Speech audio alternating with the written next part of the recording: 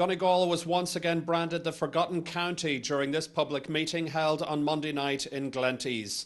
The Irish government and EU authorities were accused of neglect. The message we had here is, yeah, absolutely, Donegal is forgotten. We can see it in all the statistics. We don't have to rehearse them. But I think there has to be a message of hope. There has to be a message of hope that this can be turned around. The event, addressing rural decline, organised by Sinn Féin, drew a diverse audience of community groups and concerned citizens.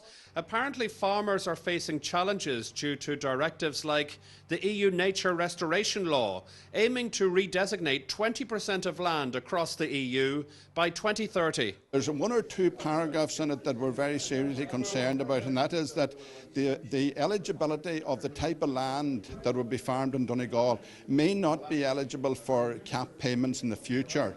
And that's a major source of income to the farmers on that type of land at the moment. It was claimed at the meeting that Donegal's fishing industry is in decline because the government has chosen to ignore legitimate concerns. Again, EU rules and regulations were also blamed. We have a massive resource out there. We only catch 15% of the catch in our own waters.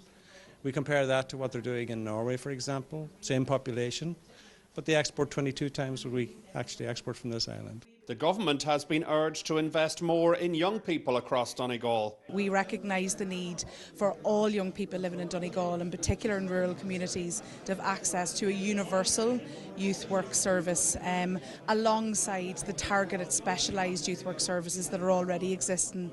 And I suppose we have a model that really works. We know it works. Campaigners at the Glenties meeting called on the government to increase funding for schools and hospitals in the region.